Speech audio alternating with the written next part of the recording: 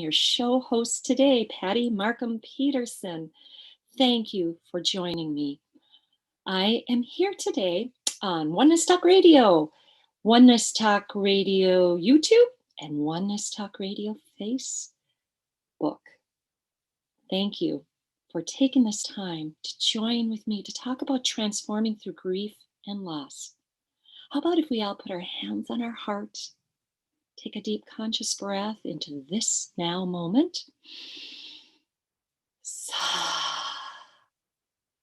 Settling into our bodies and into this moment of saying, I am safe, I am supported, I am here, I am ready, I am open, guide me. You know, through this last year, we all have experienced some grief. This year was unlike any other with the pandemic. And so when we think about grief and loss, some people might go, well, I don't know if I really did, but look closer. You know, some it was a big shift in their career. Some had loss of income. Some had to move. Many people lost physically those that they love. We lost the world as we knew it. There's a grief. The whole planet was going through the stages of grief. And I'm going to talk about those and how we can transform and heal through them.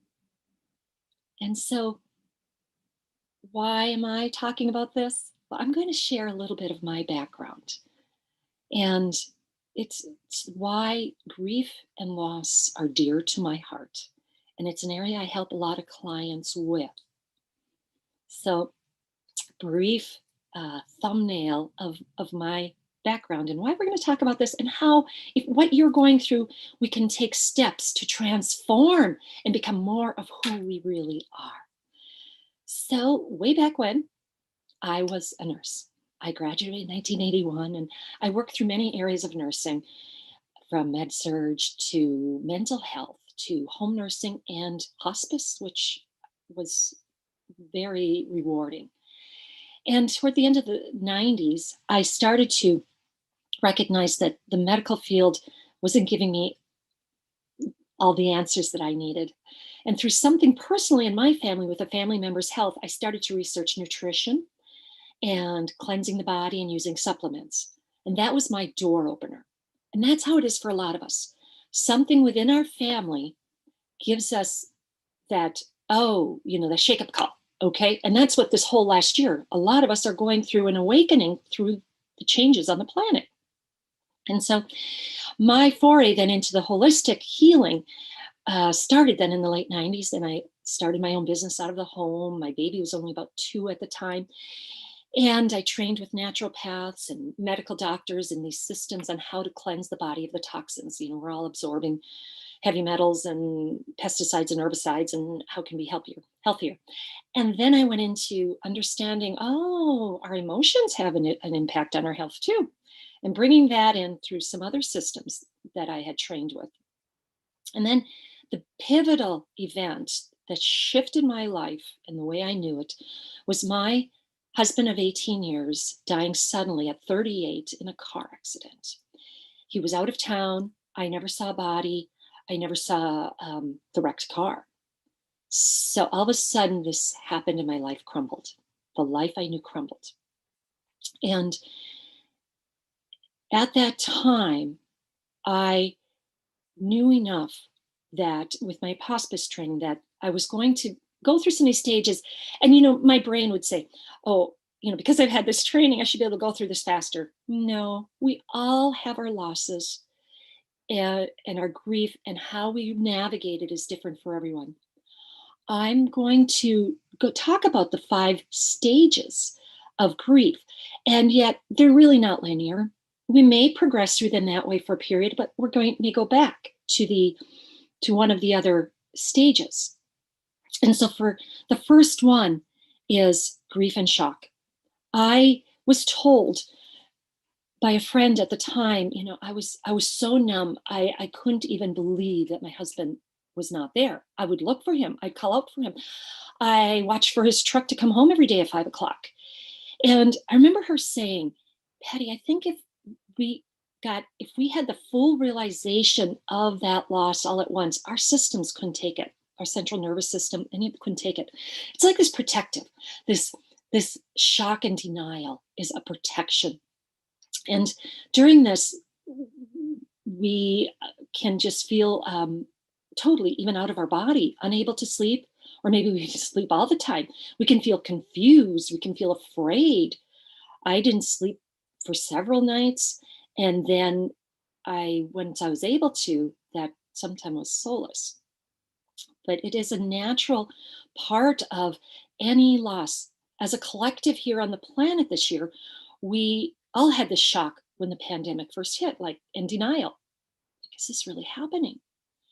And so know that that's natural, that this somewhat denial with a big life, unplanned change. We had no control and things changed. We're going to have that. And as that shock and denial starts to wear off, we may start to feel more anger. Now, what to do for yourself when you're in that shock and denial? Gentleness, compassion, lots of self-care. Perhaps it's just taking more bubble baths, sitting in nature. I loved how my pets would, lick my tears, to just be with my children, sit in prayer. I prayed. I had petitions out to God like crazy, help me. I can't even imagine how I'm going to live.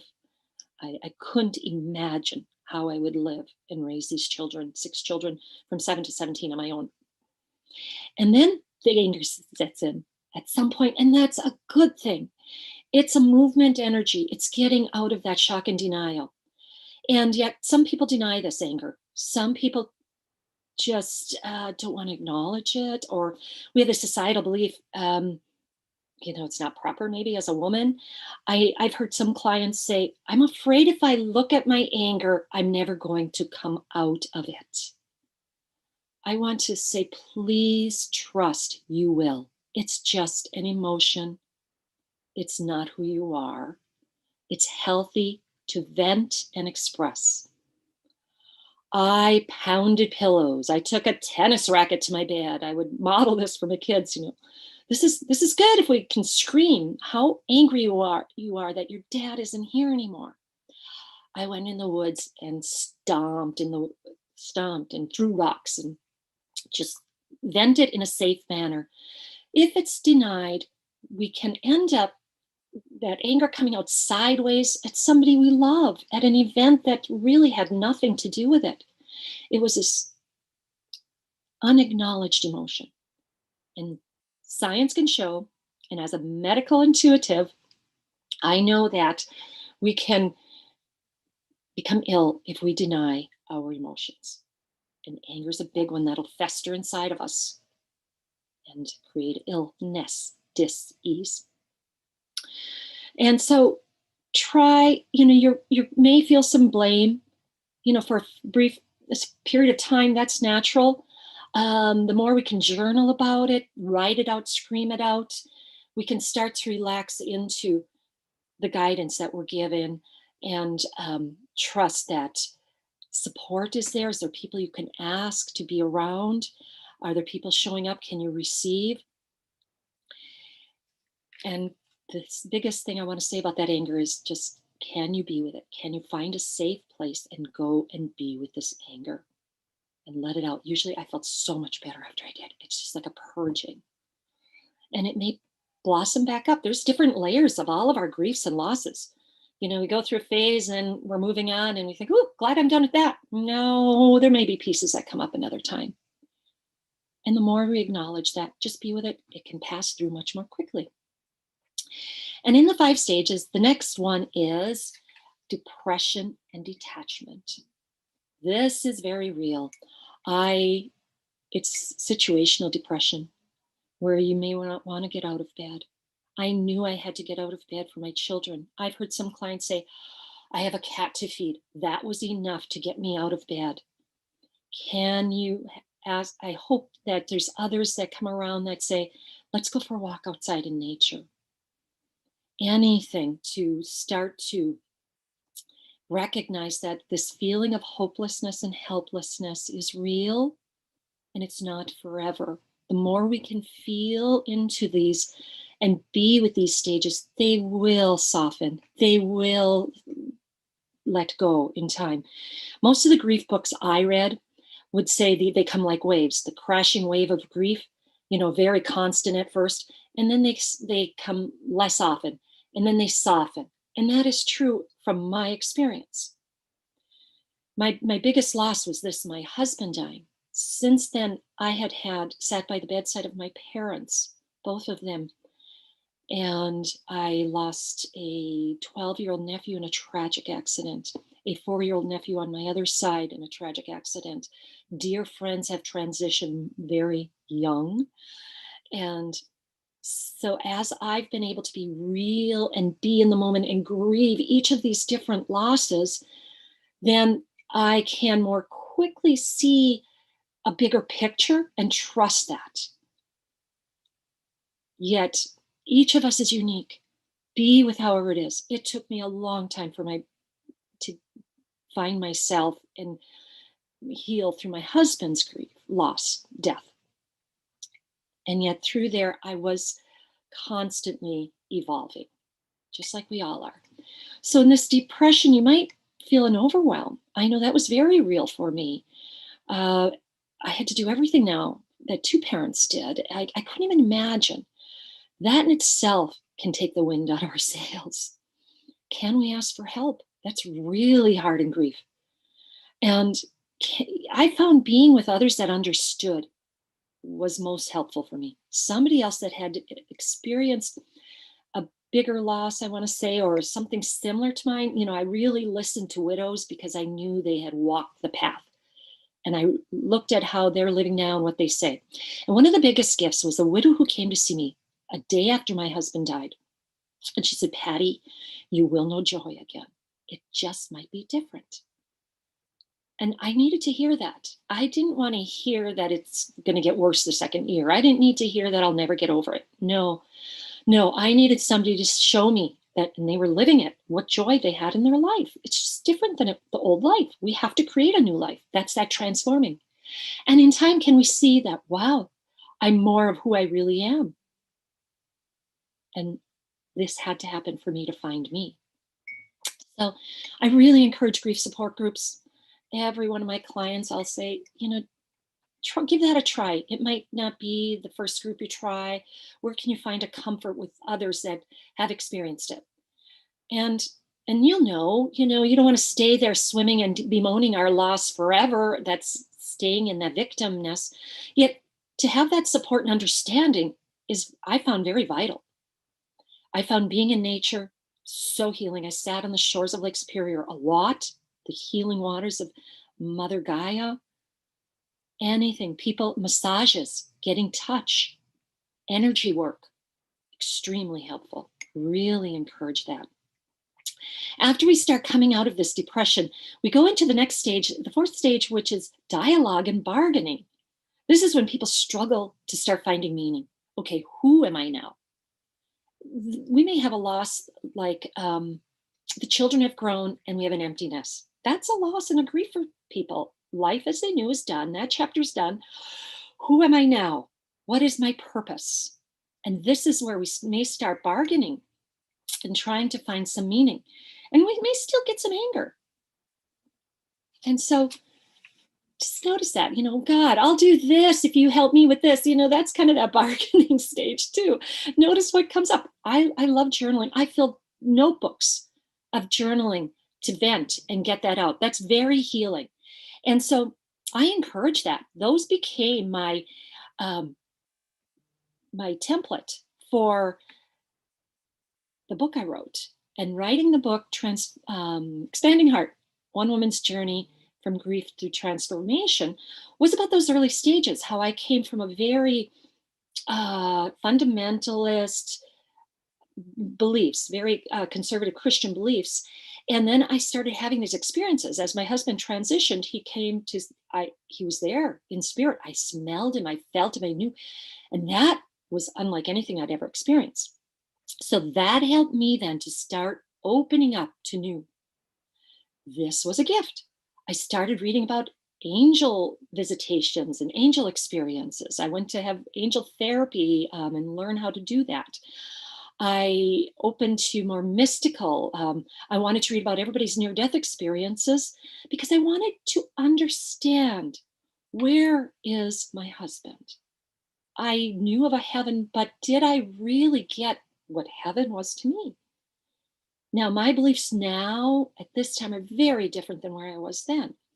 That was the catapult, that shattering of the old in order to find the new, to discover who I was. Can you look at anything that's leaving your life? What is the new coming in? What is this? If I'm letting go of control and letting this go, what new can take its place? We're at a big week this week. It's a transformational time with the full moon and going into Mercury retrograde. And take a little time with yourself. Set some sacred intentions. Offer yourself a lot of love and compassion and mercy for all you've been through. Everything you've gone through has brought you to this now moment. Be real with the emotions. They're emotions, they're not who you are. Yet we don't need to stay swimming in them forever. They inform us from our mental body, our beliefs going on, feeding them. So this dialogue and bargaining, speak it out, be gentle with yourself, connect with others, receive, allow others to give to you.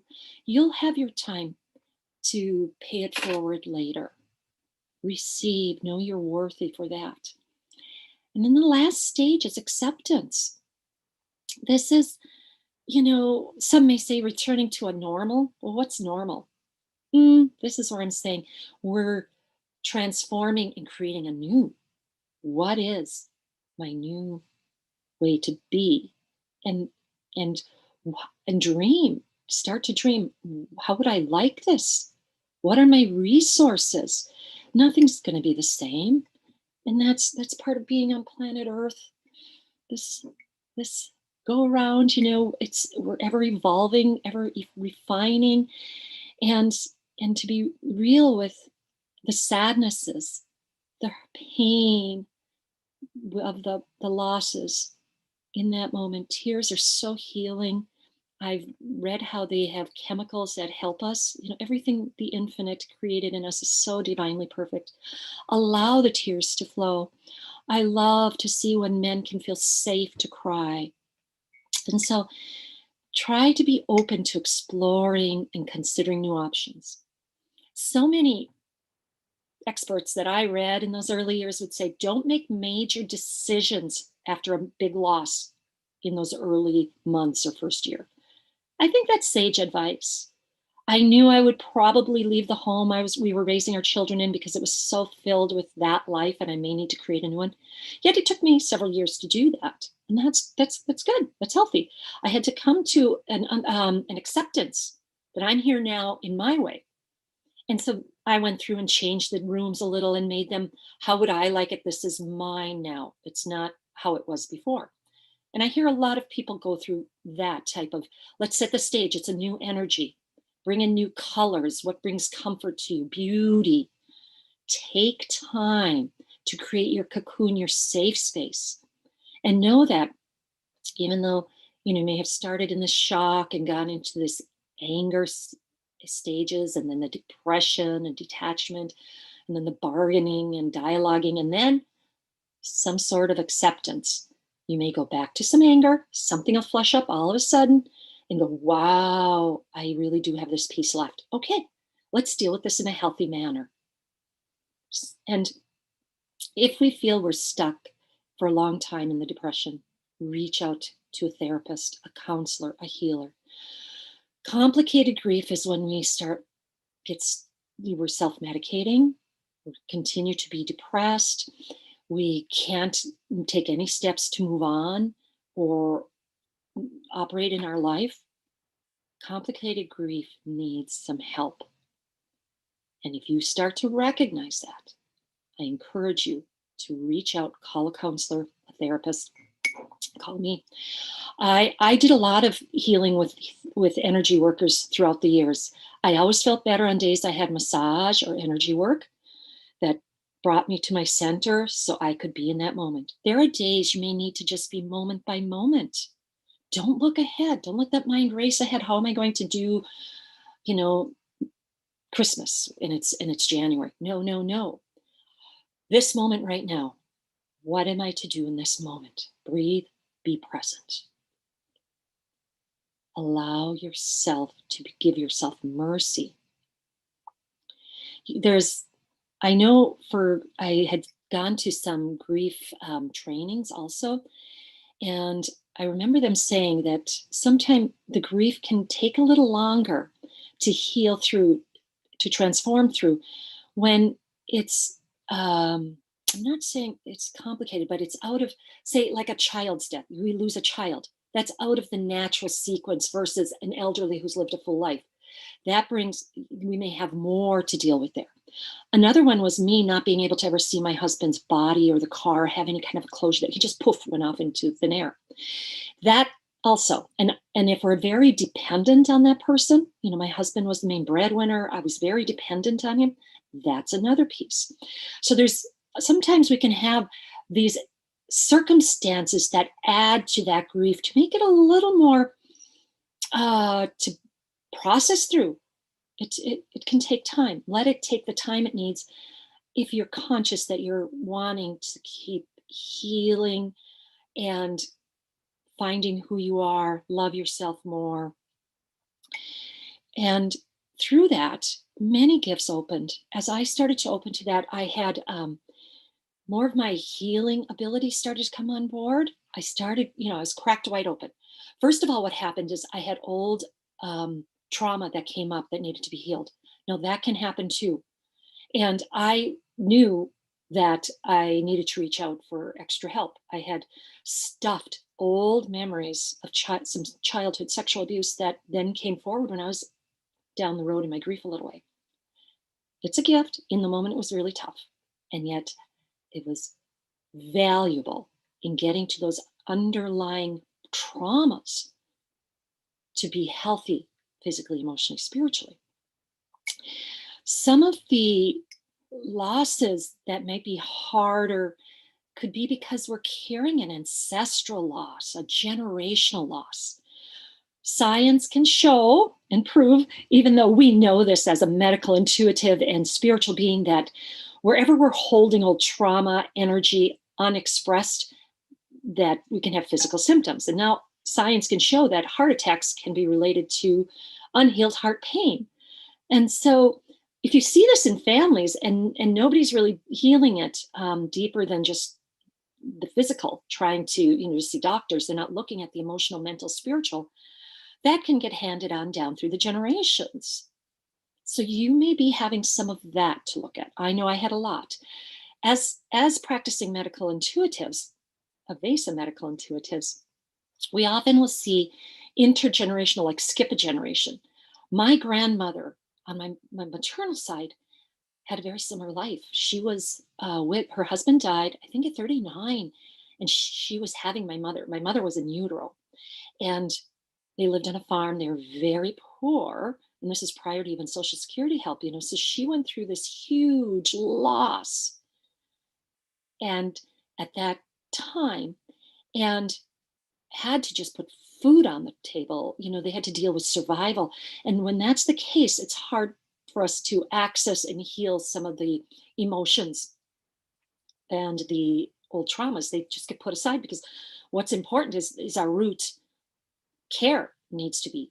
And so there was a lot of healing I did on that level, and such compassion for her, honoring her journey, that she did the best she could. Wow, I'm here now because of her. And so you may, if you wonder, wow, I don't feel like I had such a big loss or grief, yet it feels there's so many things coming up. Trust some of the ancestral generational, you sit in meditation or prayer, you may get blips of that. Start writing it out, see what comes forward. Talk to family members. I need to sip my tea. So there can be unfinished business. If we didn't deal with one of our past losses, then we can have a little more complicated grief the next time. And so even, when one of our pets dies, that we may have a bigger, I mean, that's a sad loss. They're a part of our family, they're unconditional love. Don't get me wrong, I don't mean to belittle it at all. Yet, if we didn't heal other losses before and this happens, it may take a little longer or just feel much more monumental going through. So there's this benefit that everything we're going through, if we can feel safe to be with it and go through whatever we need to heal that, to acknowledge it, to bring greater love to ourselves, that is healing. Consciousness, to bringing greater consciousness, is healing. The more love we bring, things can just dissolve. I dealt with a lot of that about, I didn't even recognize how much I did not love or accept who I was. And what a gift to continue through these losses, to start experiencing and looking more at that. And then you may also have new things happen through a loss. That's that opening up to greater consciousness. For me, it was these connections to the other realms. That was all new to me. I had to keep letting go of my old beliefs. How much was I attached to what I was told was the truth? And sitting with it and saying, is this my truth? And can I trust the experiences I'm having? And sometimes that's where we can really feel like we're going crazy. Am I sane? Is this really happening? Did I just see and sense and feel this angel? Was that my husband here? I smelled him, I felt him. Do I trust that? And know that anything, when you tune into it, that brings you greater love, greater joy or peace, is of the highest. If something is scary or dark, it's not. Clear your field. Clear your field. This, I encourage you, all my clients, I encourage to learn the container practice. This is at shriandkira.com under the practices, the divine container. We clear and send the energies that are not serving us to be transformed, transmuted into greater love, peace, and joy. So we know what's ours. So we can, at this time on the planet, carry a higher state of being while in form. And that can happen now as we heal through these griefs, these losses. This last year can brought up a lot for us. Just being secluded, I was single and being alone. That was challenging, and not having our same resources, having to find a new way. Yet, can we trust?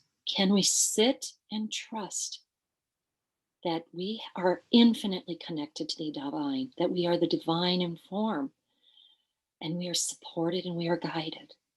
That is the goal through all of these traumas, all of healing through these losses and griefs. Can I deepen my connection to who I really am? That I chose to be here at this time. There's a reason each of us is here, to shine the amazing, beautiful, sparkling, original blessing that you are. And so I hope that some of this gave you an insight into those 5 stages that we can go through in and out of with any type of loss in our life, any type of grief. And I wanted to now spend a little bit of time on the 5 regrets of the dying. This had seen this some years ago, and I'm sorry, it's not coming to my mind right now to give credit to who wrote the book I'm referring to. And when I worked with the dying in hospice, I noticed how some had beautiful transitions. It's such a gift to be there with somebody as they transition into the next realm, and their joy. And they've often, you'll see a healing happen on the deathbed where they fully forgive themselves, they forgive another, they let go of grudges, they recognize that their life had meaning, and they have this beautiful death. There were some others that struggled and were a little more challenging. And in my research and with those that I worked with, we discovered that they often were holding on to some old judgments, some old pain, some resentments. That's a big one. And I've heard beautiful stories of pain that just wasn't being taken care of with all the narcotics that hospice could offer. And then the social worker, the family recognized there might be some unfinished business here. And they after a discussion with the patient, the client, found that yeah, they were really worried about this child that they were estranged from, or perhaps it's an ex-partner. And they bring that person in or on the phone, and they have a dialogue and they connect. And often there's a forgiveness there, an acceptance, an exchange of love and gratitude. And the physical pain dissolves. This is our Avesa medical intuitive in action. Forgiveness is a universal healer. And so these regrets of the dying can give us, those left living, some guideposts perhaps. So I thought I would share these and notice how you feel when you touch in on them, and no judgment. If you go, whoa, that's me, just go, oh, there's something here. Perhaps I'll journal on this. Let me sit with this and go a little deeper.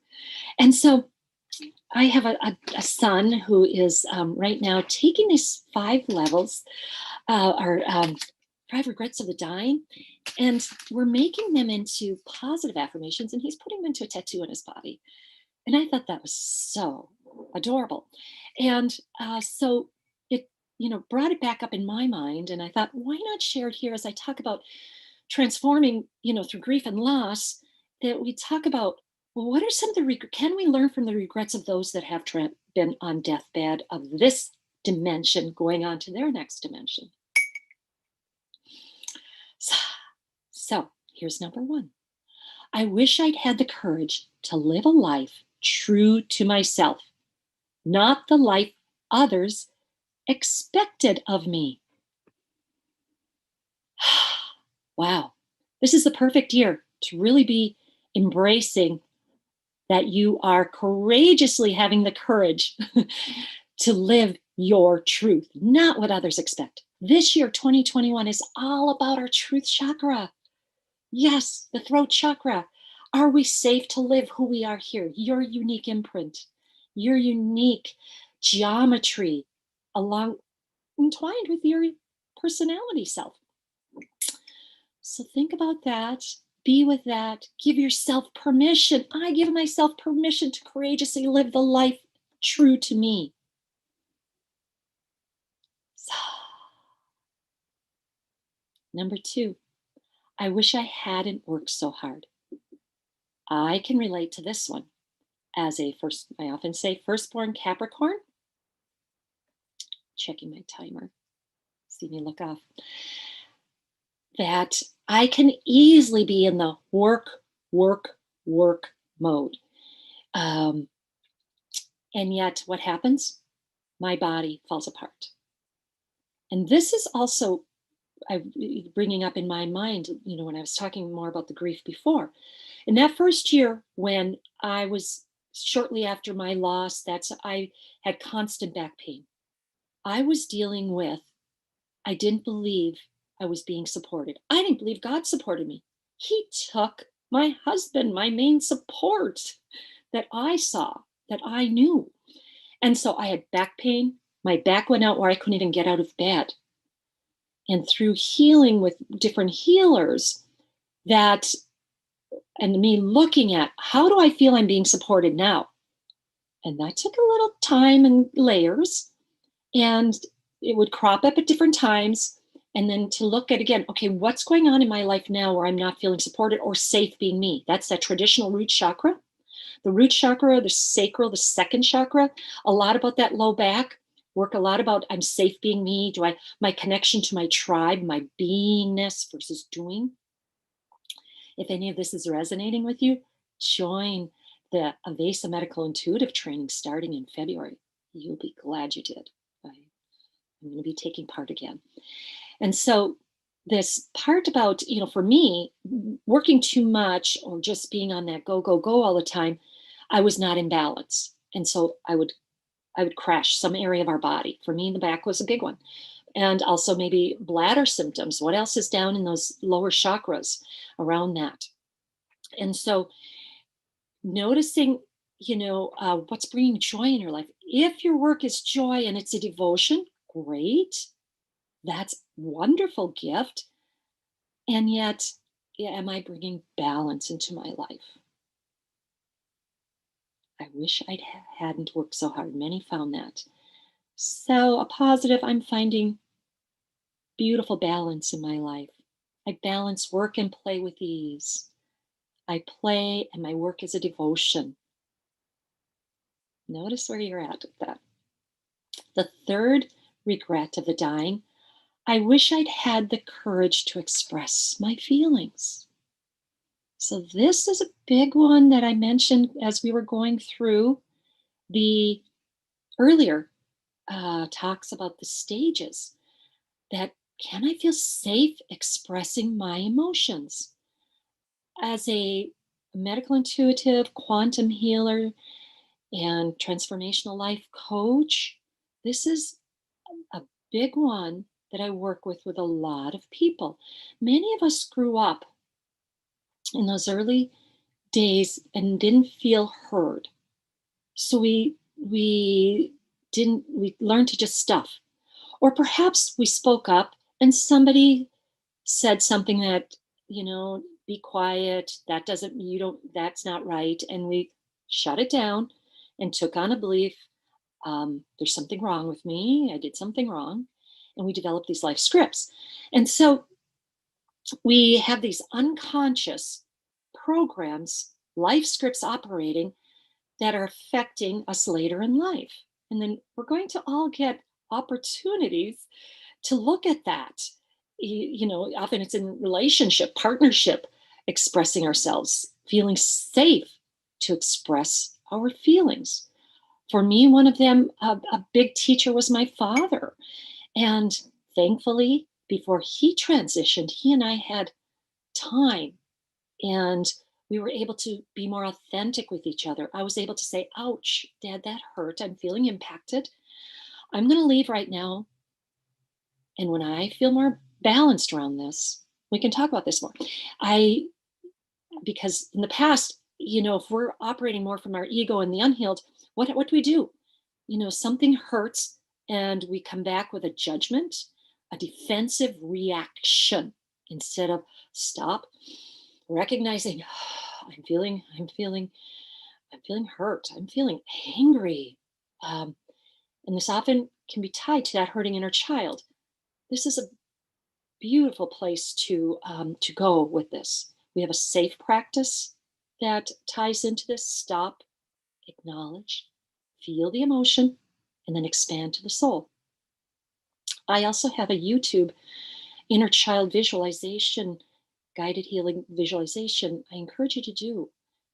When you feel triggered, if we heal more of that inner child wounds and beliefs that we took on, we can accept that aspect of ourselves with greater love to be present and respond in these situations and not react from the ego, personality, hurting self.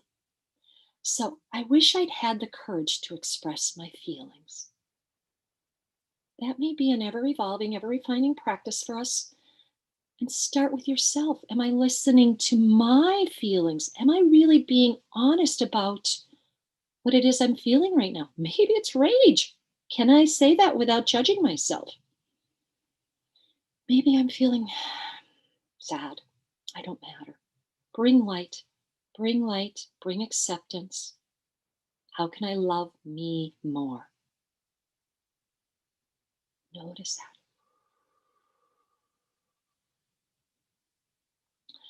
How about we say, I'm safe to express my feelings? I'm safe to be with what I feel. This is a feeling, this is emotion. It's not who I am. I'm a divine being in human form. I get to express all kinds of emotion. Notice what you're sensing with that.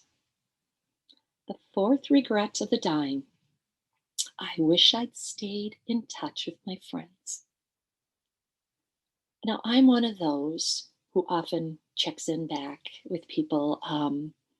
So it's not one that really came up for me, yet I've heard this from others. Oh, I wish I hadn't lost track of so and so. I wish I would have been more kind. Well, it's never too late. And what I want to say about this from the Avesa medical intuitive perspective is that we perhaps healed any wounds that we may have had between old friendships, or resentments or traumas we're taking, that we've forgiven, that everybody did the best, and taking the positive gifts forward. And perhaps now we're prioritizing the friends or the family that fully accept who I am, and those are who I choose to stay in touch with. I choose from my own sense of worth to check in, be with, spend time, share my love with those that are fully accepting and uplifting and inspiring to me. So notice what comes up for you. I'm always encouraging my clients as we chat about things, make a note and go back to them. That's been such a beautiful practice for me, as I listen to my mentors, other teachers, go through a healing practice, take notes, go back in that journal, spend a little more self-reflection time with that. So that now perhaps we say as a positive affirmation around this is, I prioritize loving relationships. I give and receive loving relationships in balance with loving relationships. So we may notice some of our old patterns where maybe we give a lot, but are we receiving nearly as much? Are we chasing down people to love us when maybe it's not in the highest that they do? How are we doing? The last of the 5 regrets of the time. I wish that I had let myself be happier. How is that? What do you notice? I wish I had allowed myself, let myself be happier. Whew. That's I like that one. I recently had a reading with the beloved Master Lady Kira Ra, and one of the guidance that came through from my higher self and my guides and helpers was that um, I'm allowed to really be happy. And so I've really sat with that. And what came up for me was this, some of our generational again. What did some of our past ancestors and generations go through? They may have not had the opportunity to be really happy. Some of our um, nationality lineage that way are more quiet, introverted. I know mine is.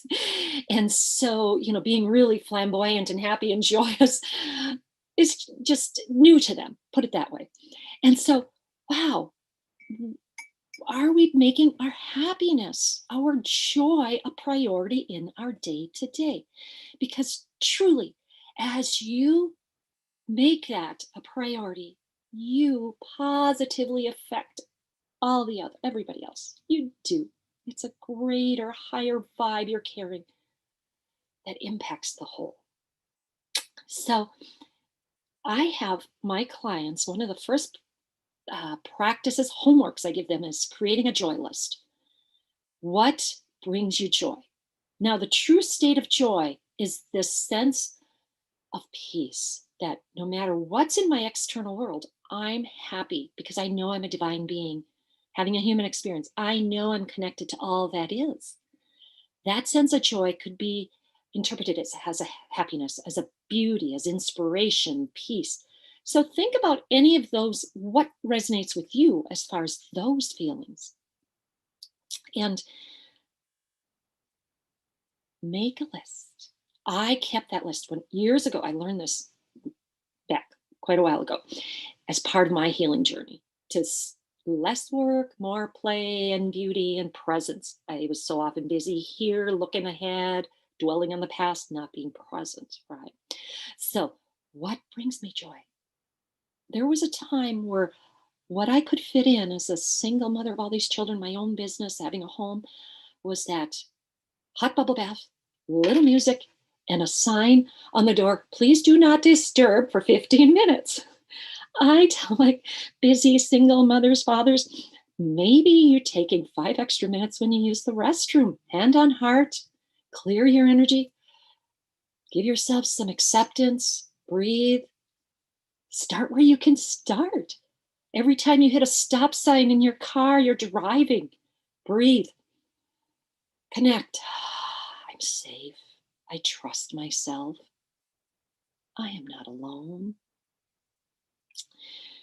Making our happiness a priority. We won't carry regrets. I choose to allow myself to be happy. Let's try that one. So, I choose to allow myself to be happy. My happiness is a priority. How's that? The more we practice, when we get to a time when we're ready to transition, I trust we won't carry any regrets. My mentor had me do that a couple years back when I had a session with him. He said, Patty, write this out.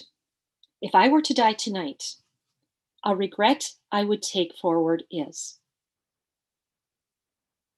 Notice and just, I start these sentence stems. That's another very healing, powerful tool. And write with the hand. If I were to die tonight, a regret I would carry is. Just let it flow. Don't censor, don't judge it, any of that. There's other ones, and you may have heard these from other people, say, if I had another day to live, how would I live it? That's good too.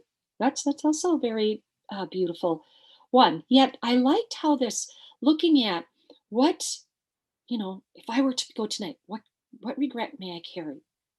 Wow, so enlightening for me. I loved that practice, and I continue to do it periodically to tune in. Oh, am I truly doing those, being, so I don't carry this regret if I were to transition tonight? And so taking, what can we take as our growth, as our transforming through these losses, that we are more present? Do we really carry a fear of death? That was a big one for me to work through. To get to a point, no, we're just leaving this overcoat into another expansionary dimension. Yet, many of us have generational past life fears around death. That's the crux of it all. And even to the point where if we've had a lot of fundamentalist beliefs around a judging God, or that type of belief, that will come forward in us feeling safe to be ourselves. I had a lot of that to work through, that I was going to be judged if I did this or didn't do that. If we've taken on, a lot around that we're worthless, we're sinful, that's another whole area that sometimes that comes forward to work with my clients in the healing setting as an evasive medical intuitive quantum healer. And they transform into more peaceful, present, beautiful being that they are. And other people notice. You matter. You are needed here on the planet. And so, in closing here, we have just our last minutes.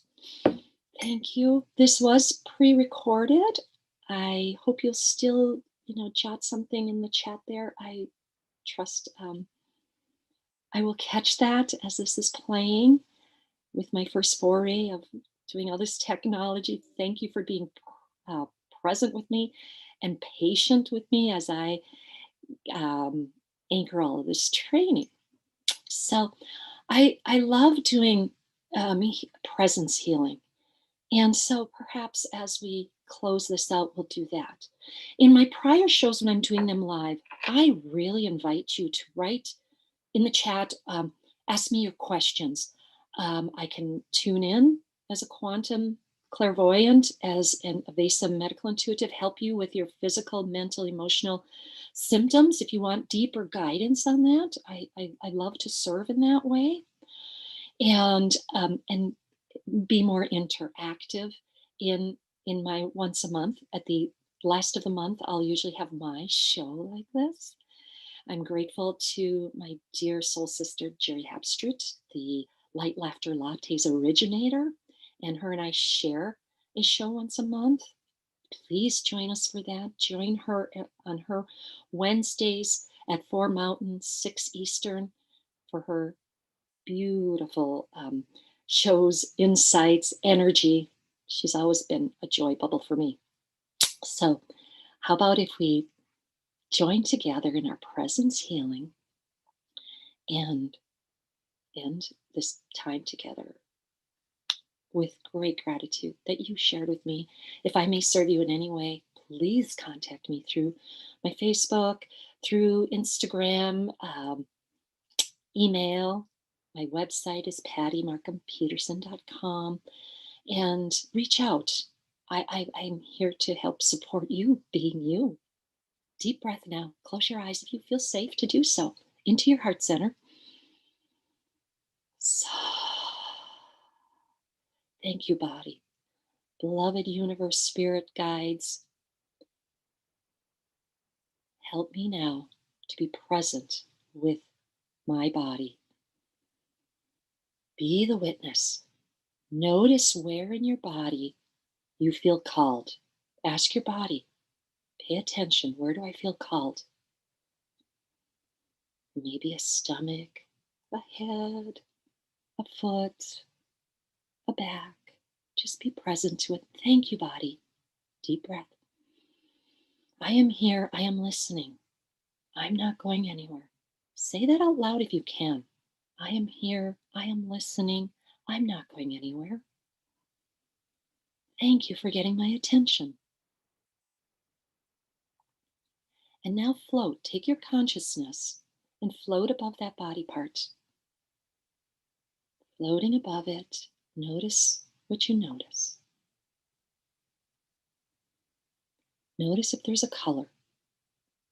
Is there a thank you? Thank you. If you see a color, say thank you for this. Notice if there's a shape. Just be with it. No judgment, no right or wrong. So, float with that. Thank you, body. I'm here. I'm listening. I'm not going anywhere. Your greater consciousness is being present to this body that is calling out. Trust it. Then ask the body, may I come closer? Ask for permission. If you get permission, go closer and notice if that color changed. Did the shape change? Perhaps there's a perceptual quality, a taste, a smell, a sound. Be with it. Just sit with it, accept it. Now ask those, say your own infinite prayer to the divine, representatives of the divine. Thank you, angels, guides, spirit, mother, father, God.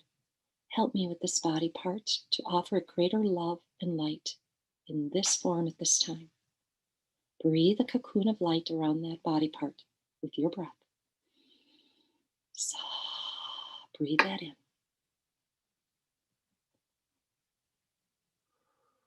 See that light around that body part. Thank you, angels and guides. Now see it float out in front of you. So, with your breath, amplify that light. So, so. And then, thank you. I now offer this to the divine, to the infinite. This healing energy, this body part, I hand it off. Notice how that happens. That they will continue to offer healing light to this body part while you slowly bring your consciousness back to the present moment, that this is being lifted off. Thank you for getting my attention.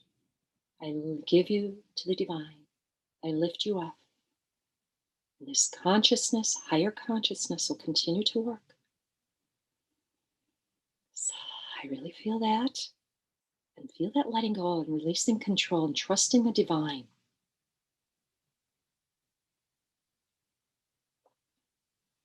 And bring a smile to your face. Come back to this moment. Thank yourself. Beautiful evening. Much love to you. Join us again on Light Laughter Lattes, Oneness Talk Radio. Namaste.